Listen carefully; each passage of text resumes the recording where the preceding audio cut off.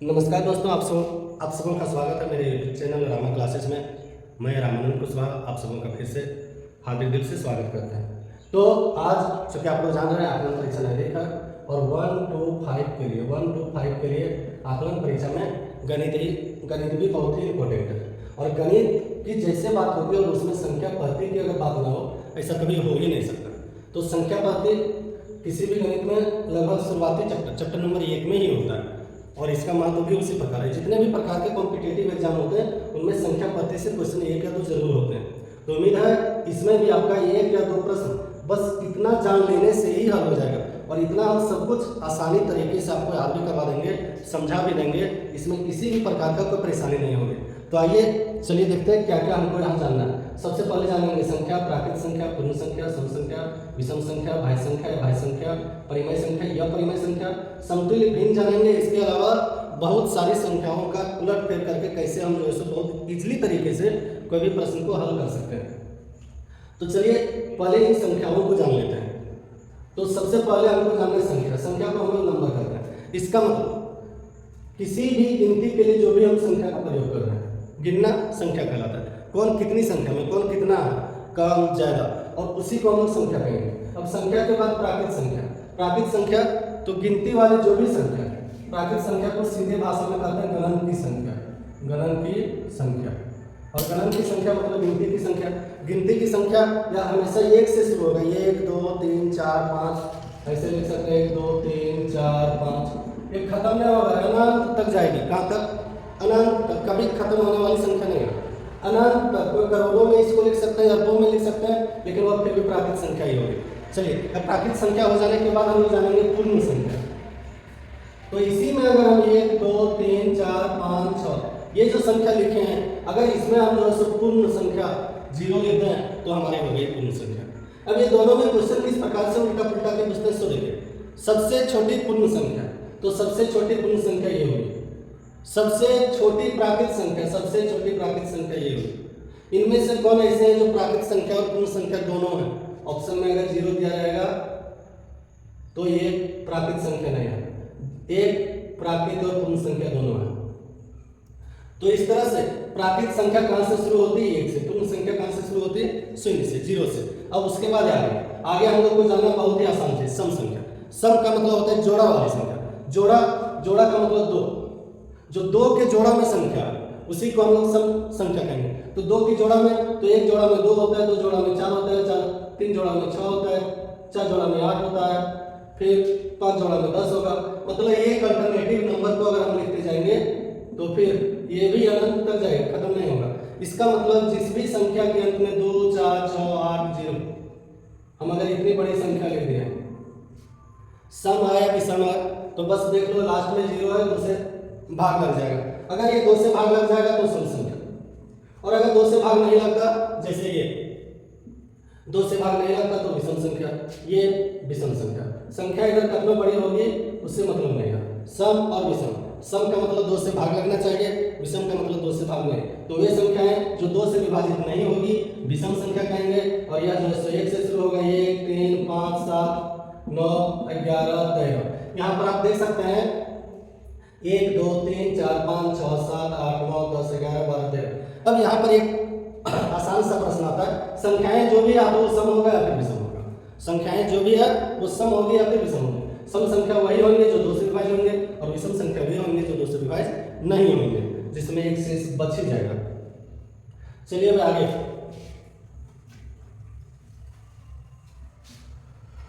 चलिए अब भाज्य संख्या जानते हो ना? भाज्य संख्या जो अपने एक के अलावा किसी और से भाग लग जाए। जैसे हम लिखे 15, तो 15 किससे भाग लगेगा? 1 से लगेगा, 5 से लगेगा, और फिर 15 से भी भाग लगेगा। लेकिन यही अगर हम लिख दें 13, तो 13 जो है सिर्फ 1 और 13 से लगेगा। 13 एक खुद है, स्वयं है, इसके अलावा और कोई भी संख्या से भाग नहीं लगेगा। तो अगर कोई भी संख्या से भाग न लगे तो ये याद रखना है कि वो अभाज्य संख्या हुआ। और जो 1 और स्वयं ये दोनों हो गया, तीसरा से भी भाग लग रहा है तो उसको कहेंगे भाज्य संख्या। जैसे हम लेंगे 24 देखिए किससे भाग लगेगा? 1 से भाग लगेगा, 2 से लग जाएगा, 3 से लग जाएगा, 6 से लग जाएगी, 8 से, 12 से और फिर 24 से। तो ये तो एक से लगा और एक ही 24 से लगा। तो ये दोनों के अलावा इतने संख्याओं से भाग लग रही है, और अगर ये दोनों के अलावा और भी संख्याओं से भाग लगे तो उसको भाज्य संख्या कहेंगे, नहीं तो उसको हम लोग अभाज्य संख्या कहेंगे। तो भाज्य संख्या और अभाज्य संख्या 1 से 100 तक हम अभाज्य संख्या भी कंप्लीट करवा देंगे। 1 से 100 तक अभाज्य संख्या कंप्लीट, इसलिए क्योंकि बहुत अगर हार्डली क्वेश्चन ना रहा तो इससे क्वेश्चन अगर दें तो फिर अभाज्य संख्या में आप डरेंगे। तो देखिए सबसे पहले जो अभाज्य संख्या शुरू होती है वो 3 से स्टार्ट होती है, नहीं 2 से स्टार्ट होती है। तो 2 सम संख्या, लेकिन ये अभाज्य है क्योंकि यह 1 और 2 से ही भाग लगता है। 1 उसको अभाज्य संख्या और भाज्य संख्या में नहीं रखा गया है।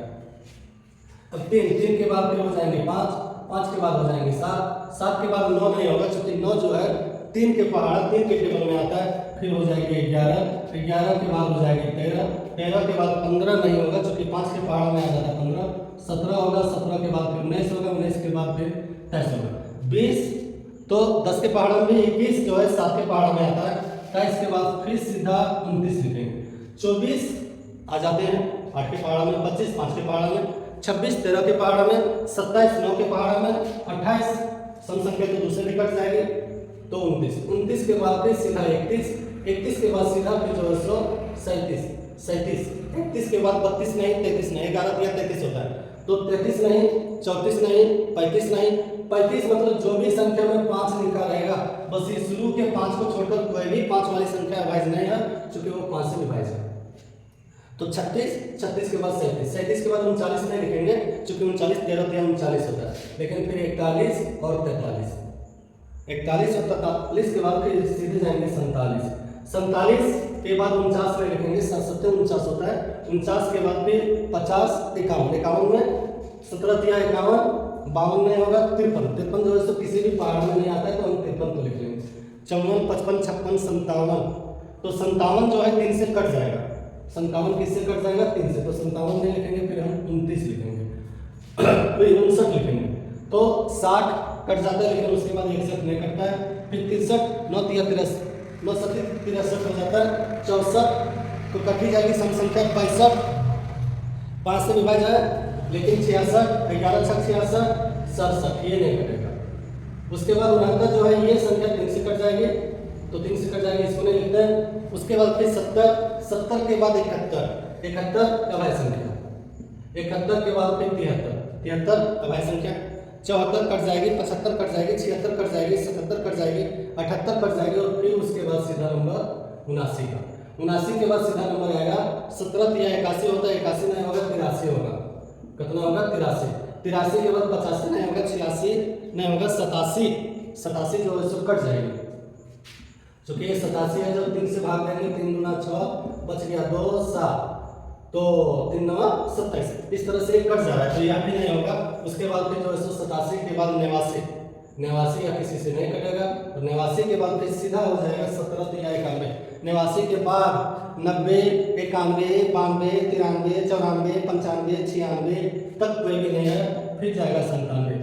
अब देखिए 1 से 100 तक आपके अभाज्य संख्याएं पूरा लिखा गया, गिनना चाहेंगे तो गिन लेते हैं 1 2 3 4 5 6 7 8 9 10 11 12 13 14 15 16 17 18 19 20 21 22 23 24 25, यह भी याद रखना है।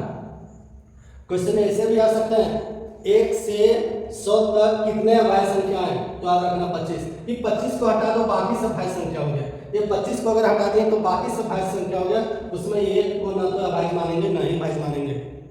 तो इस प्रकार के सारे प्रश्न आपके यहाँ क्लियर। अब उसके बाद हम जानते हैं अभाज्य संख्या भाज्य संख्या हो गया।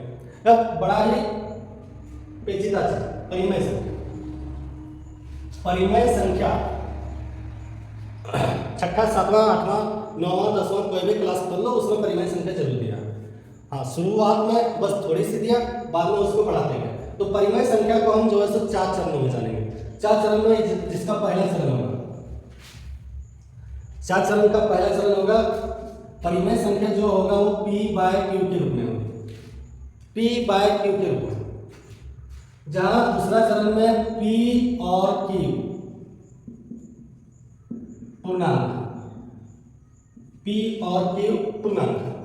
तीसरा चरण में जानेंगे q डज नॉट इक्वल 0, तो यही 3 चरण ही नहीं, चौथा चरण भी इसका, चौथा स्टेप भी जानना होता है। चौथा स्टेप में क्या है, लिखा जा सकता है, लिखा जा सकता है। तो देखिए ये परिमेय संख्या आपका क्लियर हो रहा है। परिमेय संख्या उसी को कहेंगे जो भी संख्याएं p बाय क्यू का मतलब है अंश और हर। वे संख्याएं जो अंश और हर में है, जहाँ p और q अंश और हर पूर्णांक, पूर्णांक का मतलब पूर्ण अंक, ये पूर्णांक नहीं, इसका मतलब भी एक होता है। इसका मतलब भी क्या होगा, ये 0.999, ये एक के बहुत ही करीब है, लेकिन ये एक नहीं है। तो पूर्णांक का मतलब ये 4.99999 नहीं, सीधा आपको 5 या फिर 4, इसको कहेंगे पूर्णांक। तो p और q ये दोनों पूर्णांक में ही होना चाहिए। q डज नॉट इक्वल 0, मतलब कभी भी p के बाद यहाँ q में कभी भी 0 नहीं आएगी, संख्या में आएगा 1 2 3 4 5 जो भी है, माइनस में है प्लस में है। इसमें हम लोग ऋणात्मक और धनात्मक छोड़ दिए हैं। ऋणात्मक और धनात्मक, धन आवेश वाले धनात्मक, ऋण आवेश वाले ऋणात्मक, ठीक। तो ये माइनस में हो सकता है, प्लस में हो सकता है, नेगेटिव हो सकता है, पॉजिटिव हो सकता है, लेकिन एक चीज नहीं हो सकता। क्या नहीं हो सकता? 0 नहीं हो सकता कभी भी। q does not equal 0। और सबसे अंतिम चीज है लिखा जा सकता है। बहुत यही गलती कर लेते हैं। गलती क्या करता है, यहाँ देखो, p बाय q के रूप में नहीं है, लेकिन इसको p बाय q के रूप में कर सकते हैं। इसको हम 5 किए, 5 के बटा में नीचे 1 दे दिए, तो बोला कि 0 नहीं होना चाहिए, नहीं बोला 1 नहीं होगा। सो अगर 1 भी दे दिए तो ये हो गया परिमेय संख्या। चलिए एग्जाम्पल समझते हैं, बढ़िया से समझते हैं एग्जाम्पल, और इसी एग्जाम्पल में आपका क्लियर हो जाएगा परिमेय संख्या, और आप कभी नहीं भूलेंगे। तो देखिए, मान लीजिए हम कोई संख्या लें 5 लें, तो 5 परिमेय संख्या है या नहीं?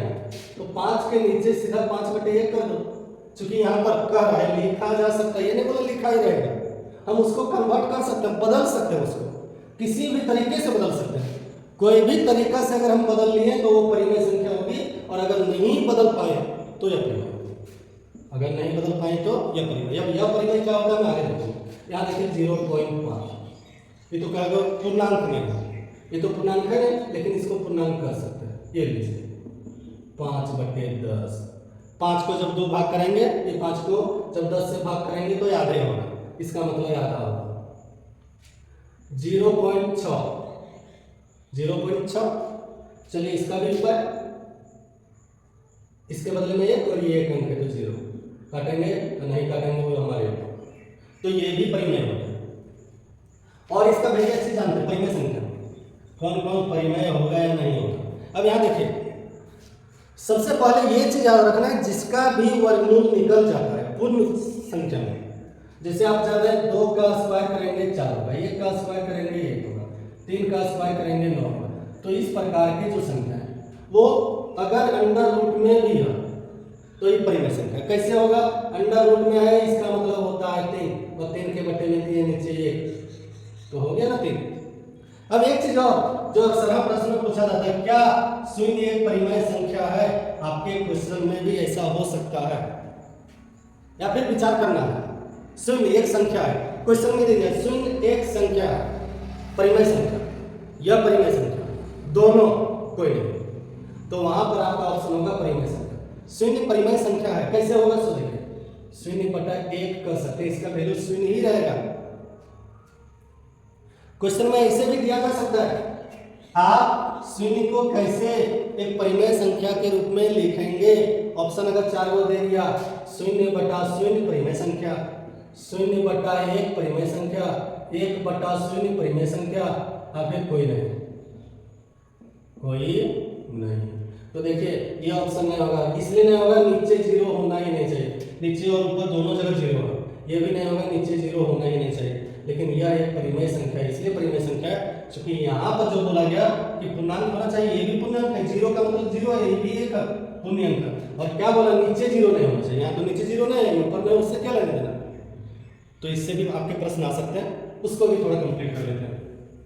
अब देखिए और परिमेय संख्याओं से ही संबंधित जो अंडर रूट में है, जैसे अंडर रूट 25, तो ये किस प्रकार का परिमेय संख्या है? कैसे परिमेय संख्या? तो इसका वैल्यू 5 होगा, 5 को बटे नीचे 1 कर लेंगे। अंडर रूट 125, इसका वर्गमूल निकलेगा? नहीं निकलेगा, तो नहीं निकलेगा तो यह परिमेय। लेकिन ये 225 अगर है तो इसका 15 होगा, और 15/1 करेंगे परिमेय। अब बोलेगा 125 बिठा दिए, 125 का वर्गमूल नहीं निकलेगा, जो भी निकलेगा वो अलग किस्म का निकलेगा। 125 का 211 12 11 पॉइंट कुछ जाएगा, तो 11 दशमलव कुछ गया तो वो खत्म नहीं होगी अंत में, तो यह भी यह परिमेय संख्या होगी। तो परिमेय संख्या अगर कंप्लीट हो गया हो, हम यहाँ पर ये बोले कि कैसे हम परिमेय संख्या को कन्वर्ट कर सकते हैं। अगर यहाँ लिखा है 2 + √25 परिमेय या अपरिमेय, 2 + √25 ध्यान में देना है, 2 + 25 का अंडर रूट का वैल्यू क्या होगा 5 होगा, तो बस 2 + 5 + बटे 1 बराबर ये आ गया 5 2 7 और ये आपका आंसर हो गया। और ये 7 जो है 7 बटे 1 हो जाएगा, 7 बटे 1 परिमेय संख्या होगी। अगला टॉपिक यह परिमेय संख्या, यह परिमेय संख्याओं में भी वही सब चीजें होंगी जो परिमेय संख्या में। देखिए p/q के रूप में नहीं हो सकता, नहीं हो सकता, किसके रूप में नहीं हो सकता, p/q के रूप में नहीं हो सकता, जहां पर p पूर्णांक है, p और q पूर्णांक है, और जहां पर q डज नॉट इक्वल 0। ये तीन कंडीशन यहाँ पे फॉलो करेगा। क्या कभी भी हम उसको अंश बटा हर के रूप में लिख ही नहीं सकते, कौन रूप में, अंश बटा हर के रूप में हम जिसको कभी भी नहीं लिख सकते वो हो जाएगा ये परिमेय संख्या। अब बोलिएगा सर वैसा कौन सी संख्या, तो देखिए वैसा है एक संख्या पाई। पाई क्या है, तो ये पाई जो है यह परिमेय संख्या, यह परिमेय संख्या आप लोग तो वैल्यू जानते होंगे 22/7, तो 22/7 इसका एक्चुअल वैल्यू नहीं, इसका एक्चुअल वैल्यू 3.14 और ये चलते रहता है। और अगर इसका पूरा वैल्यू लिखना चाहेंगे तो ब्लैक बोर्ड में यहाँ से यहाँ तक हम भर देंगे, फिर भी खत्म नहीं होगी, और जब खत्म नहीं होगी तो इस संख्या को हम कभी भी कन्वर्ट इसमें नहीं कर सकते। तो ये हो गया यह परिमेय संख्या। पाई क्या है, यह परिमेय संख्या। क्वेश्चन आ सकता है इनमें से कौन यह परिमेय है, और देख लीजिए अगर पाई है यह परिमेय है। उसके बाद क्या है, √2, √2 का वैल्यू जब निकालेंगे तो बस एक तो गुणनखंड विधि से ही निकलेगा नहीं, भाग विधि से निकालेंगे। यहाँ मान लीजिए 2 लिखे, तो जब 2 लिखे यहाँ पर तो हम एक बार में एक पहाड़ा पढ़ के यहाँ पर हम 1 माइनस कर दें, 1 हो गया, 1 1 जोड़े 2 हो गया। अब यहाँ देखिए भागा तो जाएगी नहीं, यहाँ चूंकि 2 है और इसमें और भी संख्या लिखना है। वर्गमूल अगर आप जान रहे हैं तो, अगर नहीं जान रहे हैं बहुत जल्द वर्गमूल निकालने के बहुत सारे तरीके बताएंगे और उसमें आप आसान से तरीके से निकाल सकते हैं। तो देखिए ये 2 यहाँ पर दशमलव देंगे, इसमें 2 को 0 आएगा। अब यहाँ संख्या में 1 लिखेंगे तो 1 बार पढ़ेंगे, 2 लिखेंगे 2 बार पढ़ेंगे, 3 लिखेंगे 3 बार पढ़ेंगे, 4 लिखेंगे 4 बार पढ़ेंगे, तो ये 24 चौक हो गया 96, ये 4 4 8, ये 28 हो गया। अब यहाँ देखिए 4 बच गया, ये दशमलव दिया, फिर ये 0, और इस तरह से ही बढ़ते जाएगा, ये भी बढ़ते जाएगा, कभी खत्म ही नहीं होता। तो जिसका पूर्ण वर्ग नहीं है तो सिर्फ ये √2 ही नहीं, जो जिसका पूर्ण वर्ग में है, √3, √5, √7, √6, √8, √9 नहीं, √9 नहीं होगा क्योंकि इसका 3 निकल जाता है, 10, 11, 12, 13, 14, 15, जिसका भी वर्गमूल पूर्णांक में नहीं आता है, पूर्ण अंक में नहीं आता, वे सारी संख्याएं यह परिमेय संख्या है। इसके अलावा कुछ पैटर्न के अनुसार संख्या लिख दी जाती है और वह संख्या भी यह परिमेय संख्या होती है, तो उसको भी हम जरा सा देख लेते हैं। यहाँ पर देखिए जैसे किसी ने लिख दिया 24.202002000 और ये बोल रहा है कि चल ही रहा है, कहीं खत्म नहीं हो रहा है। यहाँ देखिए कौन कैसे लिखा है, 0 2 0 दे दिया, 3 को 0 दे दिया, 4 को 0 दे दिया, और ये अनंत तक जाएगी तो उसका कोई भी कैलकुलेशन नहीं कर पाएगा। और जब कैलकुलेशन नहीं कर पाएगा तो इस तरह से जो भी संख्याएं होंगी बिना पैटर्न का संख्या, और जब बिना पैटर्न का संख्या होगा तो उसको हम लोग कैलकुलेशन कर नहीं सकते, और जब कैलकुलेशन कर नहीं सकते तो यह हो गया किस प्रकार की संख्या, यह परिमेय संख्या हो गई। उम्मीद है आपको यहाँ तक समझ में आ गई होगी। हम पहले बोले समतुल्य भिन्न को भी जानेंगे, किसको जानेंगे, समतुल्य भिन्न को। तो बस आप थोड़ा सा बने रहें वीडियो पर और आपका समतुल्य भिन्न भी क्लियर करवा है। तो देखिए समतुल्य भिन्न, जैसे समतुल्य भिन्न हम लिखे 2/3, ये एक भिन्न का मतलब जिसमें अंश और हर भिन्न अलग अलग प्रकार के होते हैं, मिश्रित होता है और भी अलग अलग प्रकार के, उसके बारे में भी बात ना कर रहे हैं हम, बस संख्या पद्धति को लिए तो इसके बारे में बात। यहाँ पर देखिए 2/3, तो इसका समतुल्य भिन्न क्या हुआ, इसी के बराबर में है 4/6, मतलब जितना वैल्यू 2/3 का है उतना ही वैल्यू 4/6 का है, उतना ही वैल्यू 6/9 का है, उतना ही वैल्यू ये 2 6 12 2 3 6 18। इसी प्रकार 12/20, तो 12 चौक 48 और 20 चौक 80, ये दोनों का वैल्यू सेम है। जब इसको हम कट करेंगे ना तो इतना ही आएगा। इसको भी कट कर सकते हैं ना, इसको भी कट कर सकते हैं, इसकी जगह 6 लिख सकते हैं और इसकी जगह 10 लिख सकते हैं। चलो कट इसको भी कर सकते हैं, 8 छक 48, 8 9 10। ये देखो ये बराबर आ रहा है ना, इसी को कहते हैं समतुल्य भिन्न। इसको क्या कहते हैं? समतुल्य भिन्न। अब इसके बाद हम लोग जानेंगे समतुल्य भिन्न के बाद एक चीज और, कौन भिन्न बड़ा, बड़ा वाला बड़ा या छोटा भिन्न। तो हम यहाँ एक संख्या लिख देते हैं 7/12 8/13। अब ये दोनों में कौन बड़ा है? तो ये दोनों में कौन बड़ा है उसको जानने के लिए क्या करेंगे? कोना-कोनी गुणा करेंगे। क्या करेंगे? सबसे आसान तरीका होगा कोना-कोनी गुणा कर लेंगे। और जब कोना-कोनी गुणा करेंगे और नीचे में इसको गुणा करके लिख देंगे। चलिए ठीक है, तो कोना-कोनी 13 7 13 का 12 7 बार 13 7 91, 3 2 91 और 12 और 13 को गुणा कर लो तो 12 को 12 से गुणा करेंगे 144 होगा। और 144 में और अगर हम 13 को जोड़ दें, 144 में अगर हम 13 और जोड़ दें तो 6 इधर 7 उधर, मतलब 157 हो जाएगी। चलिए 157 होगा। और इधर वाला ये तो खाली जगह बड़ा है छोटा है, तो ये देखो 12 8 है, 12 का पहाड़ा 8 का 12 25 60, 12 छक 72, 12 7 84, 12 8 96, 96/157। ये अब क्लियर होगा आपके लिए। देखो नीचे अगर बराबर हो गई तो ऊपर में जो बड़ा वो बड़ा, तो ऊपर में कौन बड़ा? 96। इसको देखना, नीचे तो बराबर है और जब नीचे बराबर है तो ऊपर। और इससे संबंधित वीडियो हम पहले भी डाले हुए हैं, आप अगर हमारे चैनल पर हैं तो आप देख सकते हैं, बड़ा कौन छोटा कौन, और फिर और भी बहुत सारे वीडियो, तो आप उसको एक बार देख लीजिए, आपका बहुत ज़्यादा हेल्प हो जाएगा। इसके अलावा कुछ हमारे शॉर्ट वीडियो भी है, शॉर्ट वीडियो जो कि अलग अलग ट्रिक पर है, तो आप उसको भी देख लीजिए। और हम फिर बहुत जल्द वर्गमूल निकालने के बारे में भी शॉर्ट ट्रिक बताएंगे, ताकि हम लोग परीक्षा में वहाँ जाए ना तो ऐसा नहीं कि वर्गमूल निकालते निकालते हमारा 10 मिनट समय चल जाए, और 10 मिनट अगर समय चल जाएगी तो फिर गड़बड़ है। वर्ग करने का भी शॉर्ट ट्रिक जानेंगे।